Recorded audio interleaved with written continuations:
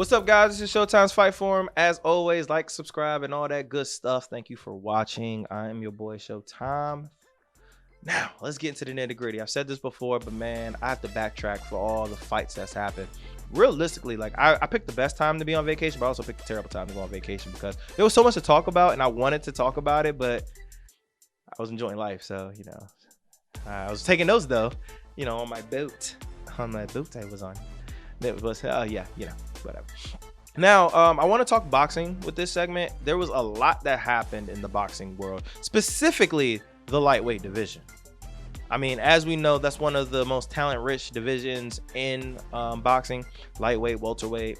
And also, you know, there's a lot of talent in heavyweight that's coming up right now. Yeah, so lightweight, like pretty much all the big wigs except for maybe Ryan Garcia fought in the past month. And we had some major upsets, and then we had some people do what we expected them to do.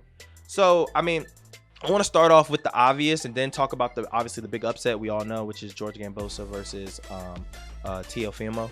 So let's first start off with Lomachenko. Lomachenko just fought. He just fought Comey this past weekend on ESPN, and I mean, what more can you really say? Josh is he's a tough competition. He's a tough go for anybody. And people have been thinking Loma's past his prime, but he showed that he really not. He was playing with my guy, and very well could have got the finish. I didn't like how he was looking at Comey's corner, telling them to throw in it. No, bro, you do that. Like, even though, like, I will say Roy Jones has an iconic situation where that same exact thing happened, where he looked at the ref and say, bro, you're not gonna finish this? Ref said no, and then he actually finished it, and it was very bad, but it was hilarious at the same time. I would have loved if he did that rather than just saying, oh, y'all need to throw in the towel. No, bro, make them throw in the towel. Keep punching him. But no, Comey's a dog. He did really well. I mean, he did the best he could do. But Lomachenko's just on another level, man. And he's very well proving that he's still possibly the best in the world at that division. And he just might have had an off night versus Teo. Who knows? We don't know yet because they didn't fight again. So, I mean, we have to not sleep on Loma and say he performed very well. Very, very well. And I cannot wait to see who he fights next. I've been hearing that they wanted to get probably Shakur Stevenson in a fight. I hope that don't happen. I don't know if Shakur is ready for all that just yet. That's, you know, a big step up. You go from Jamal to Loma. That's a big step up. However, maybe in the next 2 years, you know, maybe like, you know, next year, not next year, but in 2023, that'll be a really fun fight, because I definitely think Shakur will be ready by then. But who knows? After that performance, if I'm his manager, I'm definitely not putting him on there next. Maybe in 2 or 3 more fights. So yeah, big fight. You know, look really good. Next, I want to talk about Devin Haney. Devin Haney fought Jojo Diaz, who Jojo Diaz is a very good fighter, very good boxer. It was supposed to be Ryan Garcia, but Ryan Garcia got hurt, and then, you know, Devin Haney said, all right, I'll fight him, and Devin Haney looked very good. I have issues with Devin as far as, one, he does eat some clean punches for a guy that's supposed to be very defensively sound. Also, you know, he's just not as impressive. Like, he doesn't necessarily have that wow factor that a Lopez and a Loma and a Tank have, but he's a very good fighter. He's solid all around. He's not really gonna knock you out if you're top competition. However, he's gonna sting you. He's gonna hit you, and he's not gonna get hit. He's a phenomenal boxer. That is what he does. Thought he won that fight pretty clear, pretty easy. You know, it wasn't really much of a close. I thought it was like 8-4 maybe. Clear win. JoJo's a very tough fighter, but there's levels to this, and Devin's just proven that he's among the elite in that division. The next one I want to talk about is the guy that a lot of people are having as the best in the division right now, which is Tank Davis. I like Tank. Let me just go ahead and get that out the way. I'm from Maryland. I represent anybody that I love to shout out and support anybody that's from Maryland. You know, Tank is a disrespectful boxer. When I say disrespectful, means he's gonna knock you the hell out, and he don't care. All right, he is a good boxer. People like to, you know, downrate his boxing skills, but he can box. However, I will say I was a little disappointed in his boxing performance. Yes, his hand got hurt. It happens. It is boxing, and the fight was way too close, in my opinion, for a guy on Tank's level. You're not going to be able to finish everybody. That's just, you know, it doesn't matter who you are. It don't matter if you are Deontay Wilder. It doesn't matter if you're Ernie Shavers. You will eventually find somebody that can take your punch. And he met somebody that could take his punch, and the fight was way too close. Way too close. I personally had it, what is it, 7-5 Tank? 7-5 Tank. That's way too close. Had he lost that last round, and I thought he boxed beautifully for a guy that didn't have his, only had one hand, that would have been a draw in my opinion. In my opinion, and honestly, other judges would have said it too, because I think two judges had the same score as me. And you know, for a guy that's on Tank's level, it's kind of showing to me why they haven't fought the big dogs yet. It's because Tank's still not ready yet. And once again, I'm saying he looked good. Isaac Cruz looked really, really good as well. There's a lot of back and forth going on. And I also have an issue with the uppercut.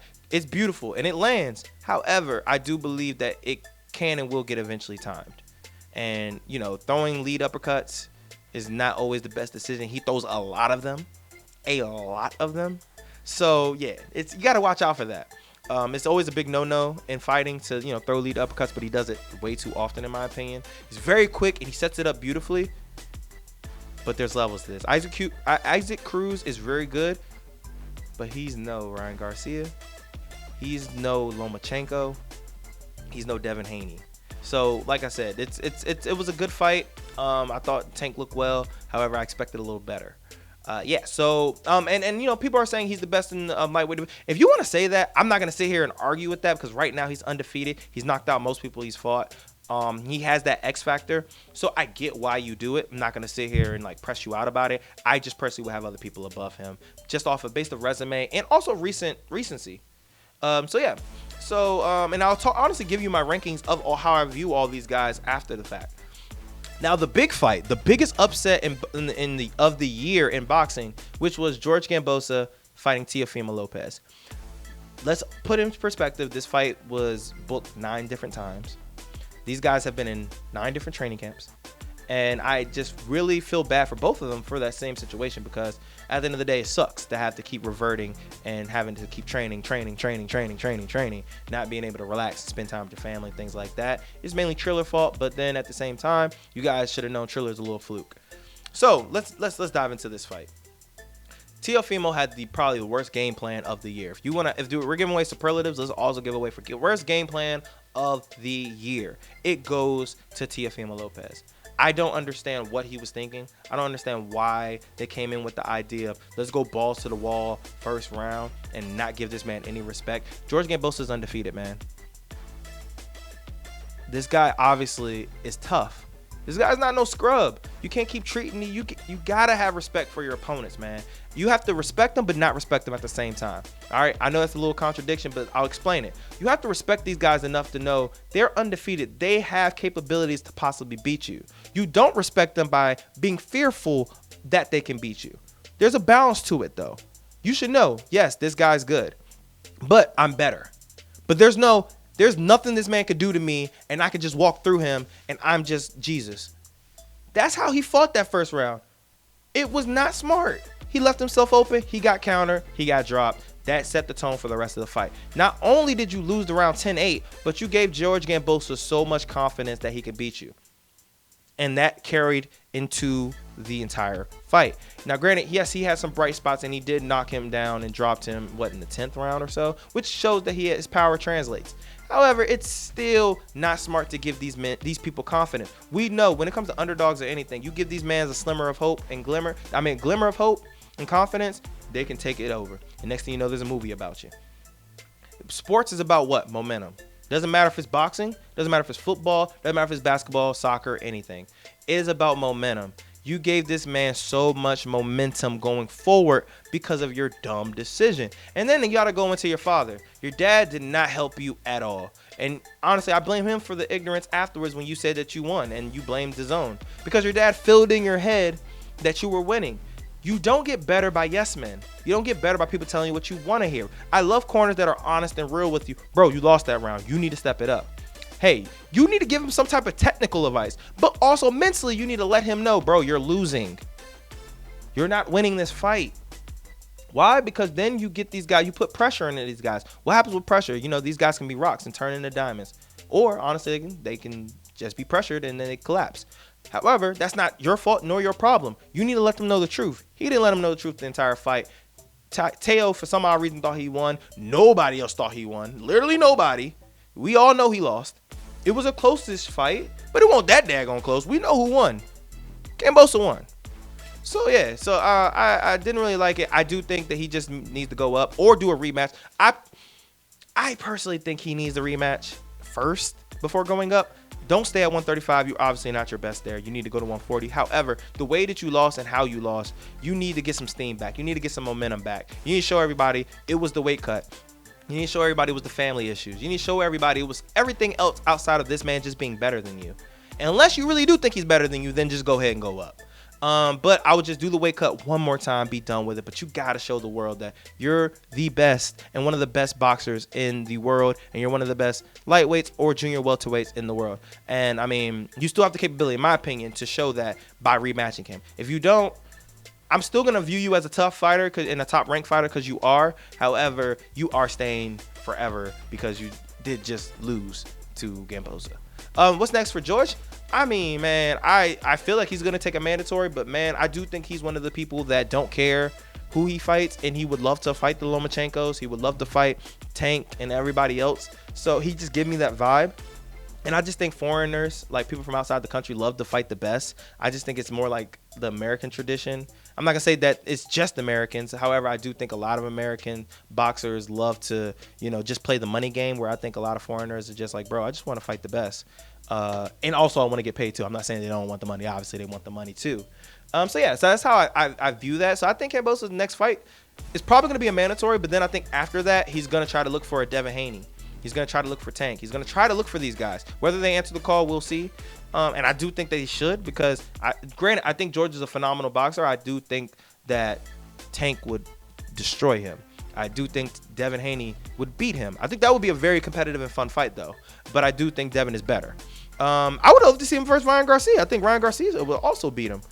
Yeah, and it's no disrespect to Kambosos. We got to put some respect on this guy's name. However, I do see the holes in him, and I do see how the top-ranked fighters can beat him. Now, let's go ahead and let's put in my top 5 for the lightweight division right now. If I had to choose and say who do I think is the best, I'm going to take Teo out the discussion just because he said he plans on going up to junior welterweight. So right now, he doesn't classify himself as one. So I'm going to go with everybody else. Number 1, I'm going to go Lomachenko. I think Lomachenko is still the best in the world right now. Until proven otherwise, somebody else has to beat him. Number 2, I will say Tank Davis. I think he is the second best. Number 3, I will go Devin Haney. Number 4, I will go Kambosos. And number 5, I will go Ryan Garcia. So yeah, that would be my top 5 rankings. I think I love Ryan Garcia, and I think that he has the capability of honestly being top 2. However, you gotta fight, bro. You haven't fought.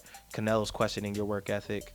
I mean, you've been pulling out of fights. You've been talking about mental issues. It's very hard for me to put you any higher than 5, and I think that's very respectful for me. But you need to fight, bro. Like, forget all this social media stuff. Show everybody that you're as talented as I think you are. I think you're extremely talented.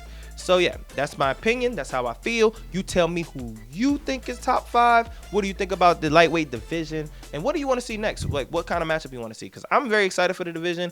I want these guys to fight before Shakur comes in there and destroy the whole division. So yeah, like, tell me what you think. This is, as always, Showtime's Fight Form. Make sure you Make sure you like, subscribe, and all that good stuff. And be blessed as always.